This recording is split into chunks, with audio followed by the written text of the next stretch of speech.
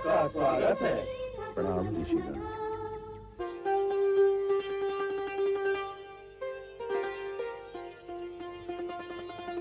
ऋषिगण, अपना अपना स्थान ग्रहण कीजिए।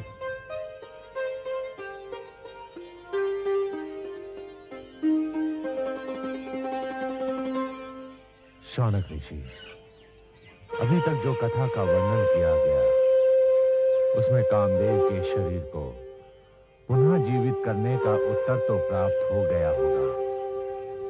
यदि अब भी मन में कोई जिज्ञासा हो तो निसंकोच कहिए। जिज्ञासा तो है महामुनि। कहिए शौनक जी, क्या जिज्ञासा है? हे महामुनि, क्या कामदेव अब सदैव अनंग कामदेव ही रहेंगे? नहीं शौनक जी, कामदेव सदा के लिए अनंग नहीं होंगे। वो द्वापर युग में पुनः शरीर धारण करेंगे और भगवान श्री कृष्ण की पुत्र की उपाधि प्राप्त करेंगे। हे महर्षि श्रेष्ठ जी, इस कथा का वर्णन तो ऐसा है, जितना हमें इसका ज्ञान प्राप्त हो रहा है, पिपासा उतनी ही बढ़ती जा रही है। ये कथा ही ऐसी है ऋषिगण, जितना इसका श्रवण करेंगे प्यास उतनी ही बढ़ती जाएगी। अब तक की जो कथा आप ऋषिगणों ने श्रवण की वो इस प्रकार है। संहार का सुर के आक्रमण की काली छाया समस्त देवता गणों को भयभीत कर देती है। देवी पार्वती के तप की ज्वाला महादेव तक पहुंचती है और महादेव की समाधि भंग हो जाती है। देवतागण महादेव से विनती करते हैं कि यदि आपने देवी पार्वती को तप से लिया तो सारा ब्रह्मांड जलकर शिव महादेव देवी पार्वती की परीक्षा लेते एक ब्राह्मण के रूप में पहुंचती है और इस प्रकार देवी पार्वती अपनी परीक्षा में सफल हो जाती है। देवी रति के पास यह अच्छा अवसर था। वो अपने पति कामदेव की अस्थियां लेकर महादेव के समक्ष पहुंच जाती है और इस प्रकार उन्हें अपने पति का जीवन प्राप्त हो जाता है। कामदेव के जीवित होने से सृष्टि सुचारू रूप से चलने लगती है। शिव पार्वती का मिलन और विवाह के पश्चात माता पार्वती कैलाश में रहती और महादेव माता पार्वती के कक्ष में पहुंचती है।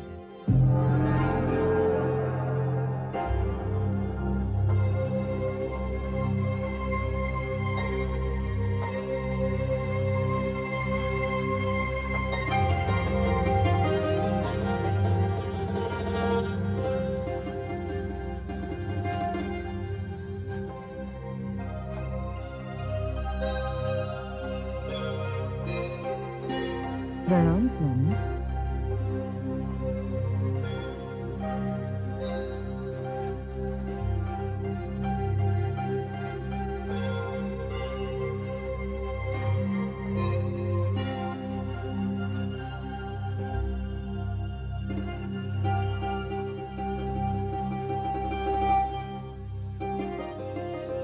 उठिए देवी, उठिए। आपका स्थान हमारे चरणों में नहीं, हमारे हृदय में है। आशा है कि किसी भी प्रकार का कष्ट आपको नहीं हुआ होगा। शिवगणों और दासियों को हमने आपकी सेवा में नियुक्त कर दिया था। मुझे पूरा विश्वास है उन्होंने आपका आदर पूरा किया होगा। जो आदर और सम्मान मुझे यहाँ प्राप्त हुआ है उसके लिए मैं आपकी आभारी हूँ। मैं अपने आप को संसार की सबसे भाग्यशाली नारी अनुभूत कर रही हूँ। अवश्य संसार में नारी का महान चरित्र आपके द्वारा ही प्रकट होगा। आपका व्यक्तित्व संसार की नारियों में सर्वप्रथम होगा। मेरी हर सांस आप ही की दी है प्रभु। मेरी व्यक्तित्व में आप ही की छवि होगी। यदि चाहे तो पुनः परीक्षा ले सकते हैं। प्रथम परीक्षा में तो सफल हो गई देवी, अन्यथा हमारे और आपके मिलाप का कोई प्रश्न नहीं है। कहां ये सुंदर कोमल काया और कहां ये कठोर शरीर, कहां ये पवन के साथ लहराते हुए तीन पांव और कहां ये गले में लिपटा हुआ सर्प। आपने तो असंभव को संभव कर दिया देवी। मुझे पूर्ण विश्वास था कि मैं अपनी परीक्षा में पूरी तरह सफलता प्राप्त कर लूंगी। परीक्षा तो अब आरंभ होगी गौरी। परीक्षा? हाँ गौरी, हम पुनः समाधि ग्रहण करने जा रहे हैं।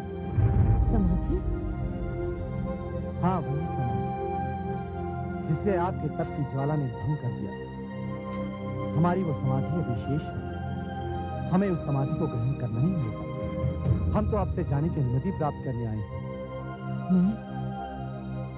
मैं आपको जाने की अनुमति दे दूं? या आप मुझे कैसी परीक्षा में डालिए स्वामी? अभी तो मेरी आंखों ने ठीक से आपके दर्शन भी नहीं किए हैं, और आप मुझे विरह के अग्नि में जलने के लिए छोड़कर जा रहे हैं। उस अधूरी समाधि को ग्रहण करना ही होगा गौरी। आपके अश्रु, आपके विलाप हमारे संकल्प में बाधा नहीं डाल सकते।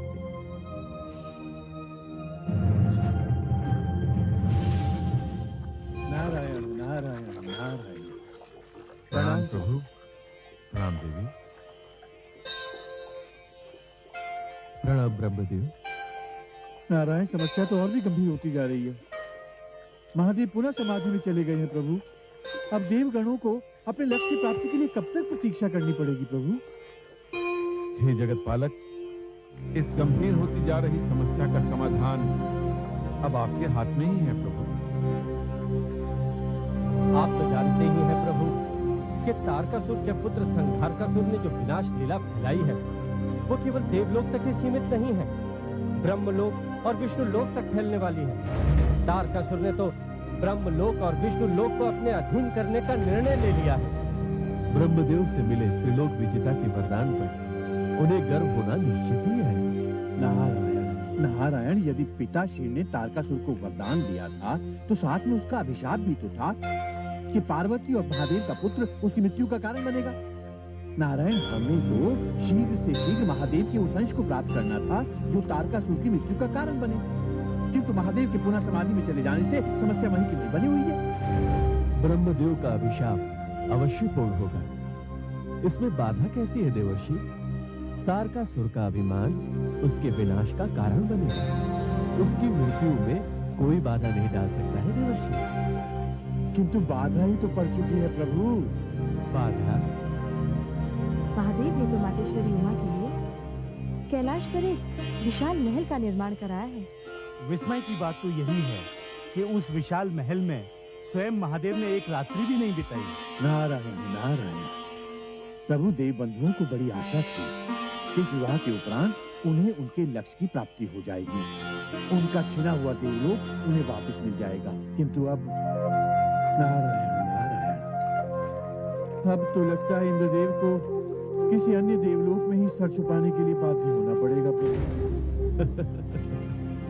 उत्तम तो ये होता देवर्षि कि आप यहाँ आने के स्थान पर चंद्रमौलेश्वर महादेव के समक्ष जाते तो उन्हें समाधि में जाने से रोक सकते थे। यदि देवऋषि चाहे तो क्या नहीं हो सकता। यदि महादेव नहीं, मातेश्वरी उमा को तो अपना परामर्श दे ही सकते हैं। प्रभु, एक तपस्वी को उसकी घोर तपस्या का वरदान मिलना ही चाहिए, किंतु तारकासुर ने अपने मिले वरदान का दुरुपयोग किया है, इसलिए उसे दंड मिलना भी अवश्यंभावी है। उसका दंड केवल उसकी मृत्यु है, और उसे मृत्यु उस समय प्राप्त हो सकती है जब हमें शिवंश प्राप्त हो। इससे पूर्व के तारकासुर अपनी विनाश लीला पुनः आरंभ करे, इस गंभीर समस्या का समाधान निकालिए प्रभु। ये कार्य तो देवर्षि नारद ही सिद्ध कर सकते हैं, इन्हें तुरंत कैलाश की ओर प्रस्थान करना चाहिए। नारायण नारायण नारायण। ठीक है प्रभु, जैसी आपकी आज्ञा। मैं देव बंधुओं के लिए माँ पार्वती के समक्ष कैलाश अवश्य जाऊंगा प्रभु। प्रणाम मातेश्वरी, देवर्षि नारद आपके दर्शन की आज्ञा चाहते हैं। देवर्षि नारद पधारे, उन्हें तुरंत हमारे कक्ष में आने की अनुमति दी जाए। जो आज्ञा मातेश्वरी।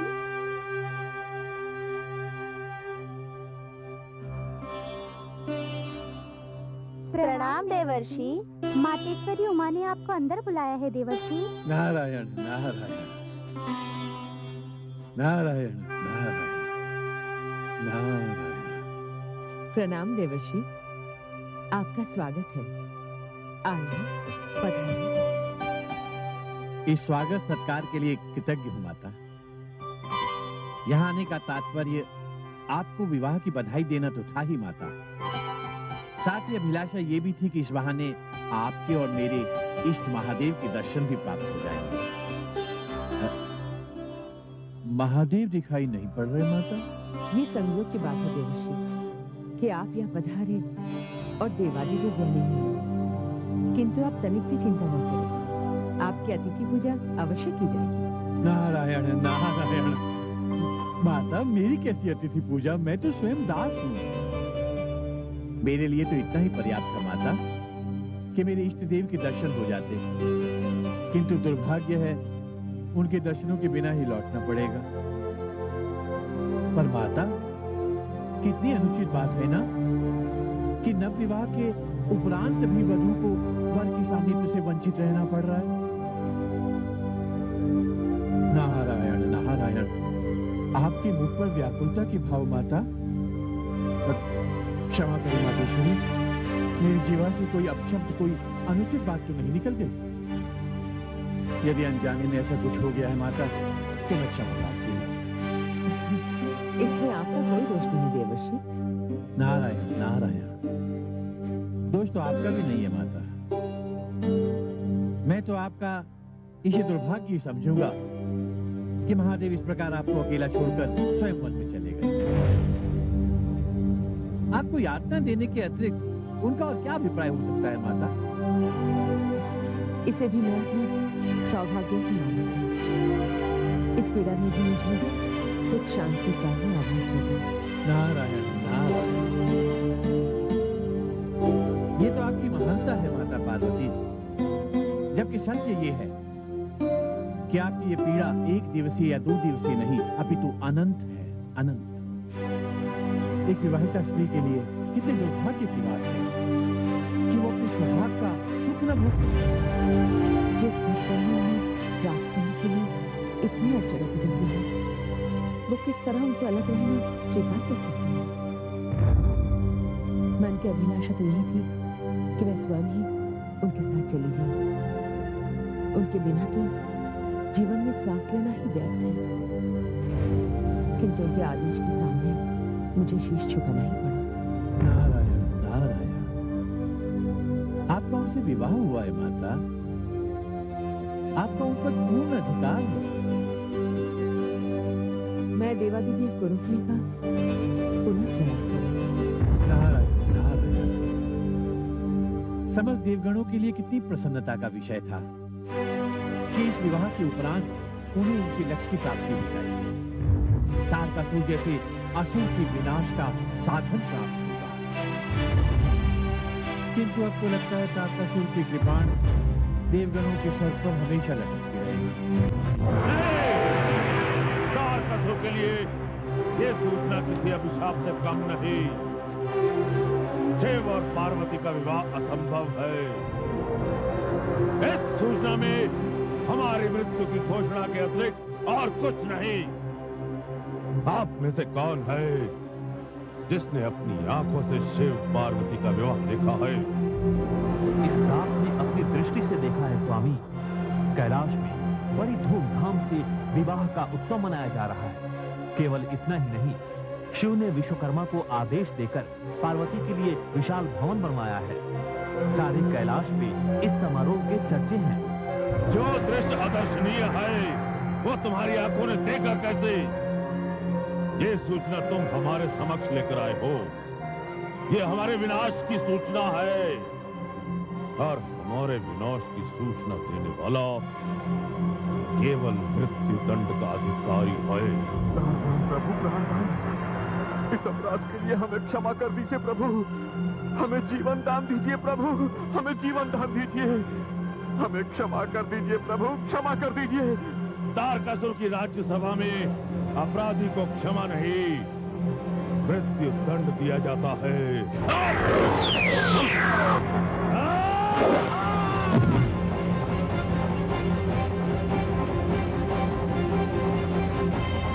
हम जिस कार्य के विरुद्ध थे पुत्र, वही कार्य सिद्ध हो गया पुत्र। उन दोनों के विवाह का परिणाम जानते हो? देवता गणों की उन पर पुनः विजय। कदापि नहीं। आप निश्चिंत रहिए पिताश्री। ऐसे उदंड देवताओं की हमारी शक्ति के समक्ष योग्यता ही क्या। इन समस्त देवता गणों के भाग्य में पराजय लिखी है, केवल पराजय। और आप तो त्रिलोक विजेता का वरदान प्राप्त कर चुके हैं, और जब तक आप द्वारा प्राप्त किया हुआ वरदान फलीभूत नहीं हो जाता, तब तक किसी भी लोक में आपकी पराजय असंभव है। आप तो मुझे केवल उनके सर्वनाश का आदेश दीजिए। अब मैं पुनः उनके समक्ष युद्ध के लिए जाऊंगा। उनमें हमसे युद्ध करने का साहस कहां? यदि साहस होता तो स्वयं हमसे युद्ध करते। शिव और पार्वती के विवाह की योजना नहीं बनाते। क्या? शिव और पार्वती के विवाह की योजना? शिव और पार्वती का विवाह हमारे विरुद्ध एक षड्यंत्र है। ये विवाह शिव ने स्वयं नहीं किया, उसे विवश किया गया है। विवश किया गया? विवश इसलिए कि देवतागण को शिव अंश प्राप्त करना है, जो हमारी मृत्यु का कारण बन सकता है। किंतु ये उनकी भूल है, उनकी मूर्खता है। वो शिवंश कभी प्राप्त नहीं कर पाएंगे। आदेश दे पिताश्री, कैलाश को दो चट्टानों के बीच मसल कर रख दिया जाएगा। हमें कैलाश का सर्वनाश नहीं, शंकर और पार्वती का सर्वनाश चाहिए। जाओ और पार्वती को हमारे समक्ष लेकर आओ। पिताश्री का आदेश शिरोधार्य है। प्रथम बार हम पार्वती के वध की योजना में असफल हुए थे, किंतु इस बार ऐसा नहीं होगा पिताश्री। संहार का सुर कैलाश पर ऐसा संहार करेगा, ऐसा संहार करेगा कि सारा कैलाश त्राहिमाम पुकार उठेगा। समस्त कैलाश ने शिव और पार्वती के विवाह का उत्सव मनाया था। अब कैलाश वासियों को उनकी मृत्यु का शोक मनाना होगा। शिव ने विवाह करने का जो अपराध किया है, उसका दंड स्वयं हम उसे देंगे। पुत्र संहार का सुर, पार्वती कैलाश के उस विशाल महल में बहुत प्रसन्न है। उसकी प्रसन्नता को शोक की ज्वाला में परिवर्तित कर दो। स्वामी देवादिदेव का कोई संदेश प्राप्त हुआ? अभी तक तो कोई संदेश प्राप्त नहीं हुआ मातेश्वरी। न जाने क्यों मेरा मन किसी भावी आशंका से विचलित हो रहा है, जैसे कोई अनिष्ट होने वाला है। स्वामी तो कहकर गए थे कि हर क्षण की सूचना हमें प्राप्त होती रहेगी। प्रभु महादेव का तो अभी तक कोई भी समाचार प्राप्त नहीं हुआ मातेश्वरी, किंतु आपके पिताश्री और माताश्री ने आपके लिए संदेश अवश्य भिजवाया है। शीघ्र ही हमें वृत्तांत कहकर सुनाओ। क्या संदेश भेजा है हमारे माताश्री और पिताश्री ने? उन्होंने आपके कुशल मंगल की आशा व्यक्त करने के अतिरिक्त ये भी समाचार भेजा है कि शीघ्र ही कहो ना। उनका समाचार है कि आपको विशाल भवन के सुख विलास की आदत है। ज्ञात हुआ है कि महादेव पुनः समाधि में चले गए हैं। यदि आपको यहाँ पर कष्ट होता हो तो पिता के द्वार खुले हैं। नहीं, हमें यहाँ किसी प्रकार का कोई कष्ट नहीं है। तुरंत हमारी ओर से हमारे पिताश्री को संदेश भेज दिया जाए कि उनकी पुत्री एक ऐसे विशाल भवन में अपना जीवन व्यतीत कर रही है जो उसके लिए स्वर्ग से भी बढ़ता है। और उनसे ये भी कहो कि उनकी पुत्री को यहाँ किसी प्रकार का कोई कष्ट नहीं है। हाँ, वो पुनः समाधि में चले। हाँ।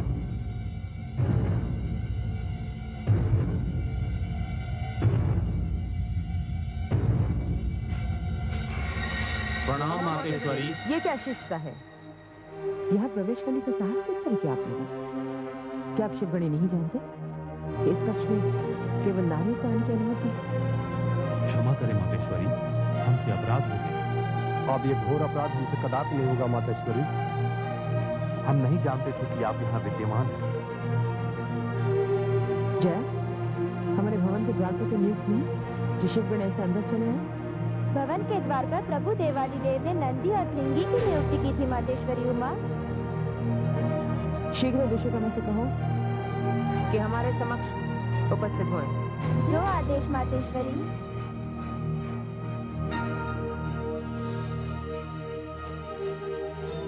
संपूर्ण कैलाश प्रभु देवादिदेव के समाधि पर चले जाने के कारण चिंता में है। सबसे अधिक चिंता तो मातेश्वरी को है। वो शिव महादेव का समाचार पाने के लिए विचलित हो रही हैं। तुम्हारा कहना सही भी, मातेश्वरी का विचलित होना उचित भी। महाराज, महाराज, क्या बात है? तुम दोनों इतने घबराए हुए क्यों हो? महाराज, मातेश्वरी उमा ने आपको तुरंत अपने समक्ष उपस्थित होने का आदेश दिया है। क्यों? क्या कोई अमंगल घटना घटित हुई? अमंगल ही समझिए महाराज। नंदी को भवन के द्वार पर नियुक्त किया गया था, किंतु नंदी बाहर थे ही नहीं। क्या नंदी द्वार पर नहीं है? इसीलिए मातेश्वरी उमा ने यह आदेश दिया है कि महाराज विश्वकर्मा उनके समक्ष उपस्थित हैं। मातेश्वरी की आज्ञा सिरोधार्य, हम अभी उनके समक्ष उपस्थित होते हैं। चलिए, आइए।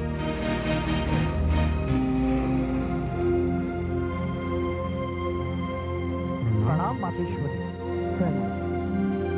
आपके आज्ञाकारी आपके समक्ष उपस्थित हैं। चलिए, क्या आदेश है? मैं आपसे पूछती हूँ विश्वकर्मा, और आपसे भी, कि प्रभु देवादिदेव भवन के द्वार पर किसे नियुक्त कर गए थे? नंदी को मातेश्वरी। किस कार्य? माते, आप अनिष्कासनी नारी हैं। कोई आपके कक्ष में आने की अशिष्टता न करे। ये ज्ञात होने के पश्चात भी शिवगणों को अंदर आने की अनुमति किस प्रकार दी गई है? यदि शिवगणों से यह अपराध हुआ है, तो हम मातेश्वरी के समक्ष क्षमा प्रार्थी हैं। शिवगणों ने जो यहाँ आने की अशिष्टता की है, वो पुनः नहीं होगी। उन्हें किसी भी प्रकार यहाँ आने की अनुमति नहीं दी जाएगी। ये नारी कक्ष है। यहाँ हर समय सखियों दासियों का आवागमन है। कौन किस समय किस अवस्था में रहेगा, कुछ कहा नहीं जा सकता। अब यदि अचानक यहाँ से आग निकलेगा, तो नारी कक्ष को इतना कैसे? मातेश्वरी को अब किसी प्रकार कष्ट का अवसर नहीं दिया जाएगा। अब आप लोग सदैव भवन के द्वार पर नियुक्त रहेंगे, और हमारे अनुमति के बिना किसी को भी अंदर आने की आज्ञा नहीं दी जाएगी। मातेश्वरी का आदेश सिरोधार्य है। प्रणाम मातेश्वरी।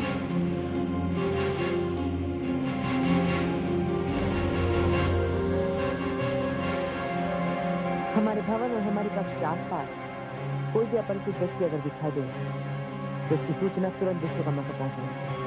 हम तो मातेश्वरी की आज्ञा में सदैव तत्पर रहती हैं। अगर आज्ञा दे तो हम उन्हें परामर्श देना चाहती हैं। परामर्श? क्यों नहीं? यदि आपका परामर्श मानने योग्य होगा, तो वो अवश्य स्वीकार किया जाएगा। कहिए, क्या कहना चाहती हैं आप? मातेश्वरी, ये विशाल भवन और इसकी सुरक्षा के लिए केवल 2 द्वार पर। यहाँ तो किसी भी द्वार से किसी भी समय कोई भी आ सकता है, और सभी गण तो प्रभु देवादिदेव के अधीन हैं। यदि किसी भी प्रकार का अनिष्ट हुआ, तो वो आपकी सुरक्षा कभी नहीं करेंगे। इसीलिए मातेश्वरी, आपका एक व्यक्तिगत गण होना अति आवश्यक है, जो केवल अपनी ही आज्ञा का पालन करे। आपके कहने का तात्पर्य है कि हम अपना गण स्वयं बनाएं और उसे राजमहल के द्वार पर नियुक्त करें। हाँ मातेश्वरी, हमारे कहने का तात्पर्य यही है। आपका परामर्श तो अति उत्तम है। यदि भवन के द्वार पर हमारा ही नियुक्त किया हुआ कोई गण होगा, तो वो केवल हमारा ही आज्ञाकारी होगा, जो हमारी अनुमति के बिना किसी को भी अंदर आने की आज्ञा नहीं देगा। इस प्रकार आपको विशिष्ट कक्ष में कोई भी प्रवेश नहीं करेगा। आपको रक्षक भी प्राप्त हो जाएगा और शत्रु से सुरक्षा भी।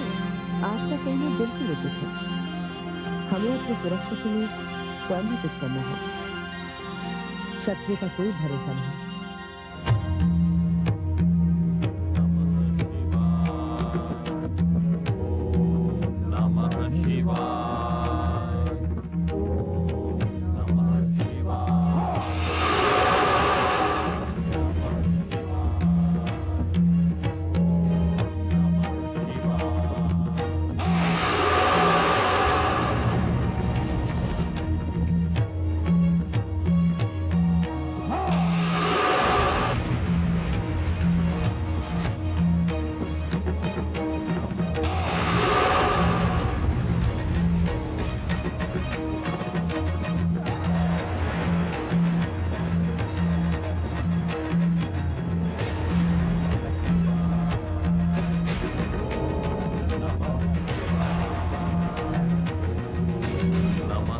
शिवाय। ओम नमः शिवाय। ओम नमः शिवाय। ओम नमः शिवाय। बंद करो ये तपस्या। शिव के मोह पास में बधे पाखंडियों, बंद करो ये सब। अब यहाँ शिव के लिए तपस्या नहीं होगी। अब यदि तपस्या होगी तो केवल त्रिलोक विजेता हमारे पिताश्री तारकासुर के लिए होगी। वो जटाधारी शिव अब तुम्हारे स्वामी नहीं है। अब तुम्हारे स्वामी, तुम्हारे देवता, तुम्हारे प्रभु केवल तारकासुर है। और अब तुम्हारा मस्तक केवल उन्हीं के चरणों में ही झुकेगा। असंभव है जो हम अपने इष्ट महादेव के अतिरिक्त किसी दैत्यासुर के सामने अपना शीश झुकाए। हाँ? नहीं झुकेंगे तो काट कर अलग कर दिए जाएंगे। जब तक प्रभु भोलेनाथ का आशीर्वाद हमारे साथ है, कोई हमें क्षति नहीं पहुंचा सकता है। बहुत अभिमान है तुम्हें अपने उस महादेव पर। इस समय वो जिस समाधि में बैठे हैं, हम उन्हें ऐसी समाधि में पहुंचा देंगे जो समाधि कभी समाप्त ही नहीं होगी। संहारकासुर, क्या तू अपना परिणाम भूल गया कि महादेव ने तुझे किस प्रकार पराजित किया था? उसी पराजय को विजय में परिवर्तित करने आया है संहारकासुर। और यदि तुम लोग अपनी प्राणों की सुरक्षा चाहते हो तो बताओ कहाँ है पार्वती का वो विशाल भवन? कदापि नहीं। तो तुम सभी अपनी मृत्यु के लिए तैयार हो जाओ।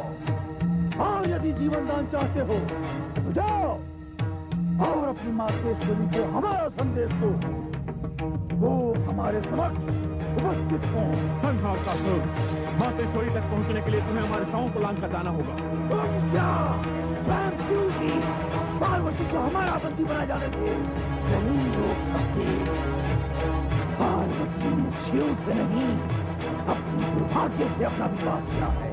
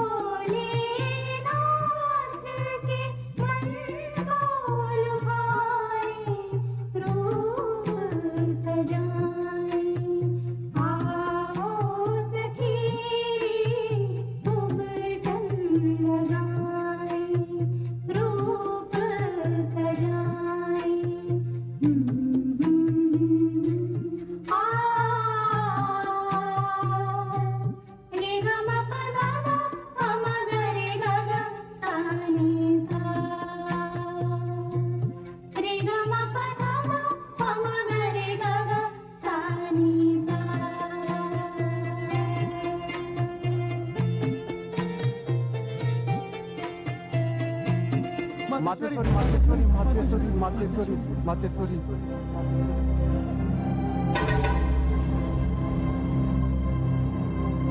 इतने असभ्य और उदंड है आप सबका आदेश दिया गया था कि नारी कक्ष में प्रवेश नहीं करेंगे, किंतु अब उपस्थित हो गए। क्षमा करें मातेश्वरी, क्षमा करें। अपने प्राणों की सुरक्षा के लिए हमें यहाँ आना पड़ा मातेश्वरी। प्राणों की सुरक्षा किससे? तारकासुर के पुत्र संहारकासुर ने कैलाश पर आक्रमण कर दिया मातेश्वरी। कैलाश की चट्टानें समस्त शिवगणों के रक्त से लाल हो गई मातेश्वरी। समस्त शिवगण आपकी शरण में आ रहे हैं मातेश्वरी। हमारी शरण में आने से श्रेष्ठ है तो इसके संहार का उत्तर दिया जाए। हम में से कोई भी उसके संहार का उत्तर नहीं दे सकता मातेश्वरी। वह तो विनाश की काली आंधी की तरह चारों ओर फैलता जा रहा मातेश्वरी। तो फिर जाओ और विश्वकर्मा को हमारा आदेश दो कि वो शिवगण और हमारी मां शक्ति की सेना में जाए और संघार का सिर पर आक्रमण करें। जो आज्ञा मातेश्वरी। पार्वती, तुम्हारा कोई अपना गण होना अति आवश्यक है, जो केवल तुम्हारे ही आदेश का पालन करे, जो केवल तुम्हारा ही आज्ञाकारी हो, तुम्हारी सुरक्षा के लिए ही। यही वो समय है, मुझे अपने गण की रचना करनी होगी। ये सारा उपकरण एकत्रित करो। जो आज्ञा मातेश्वरी।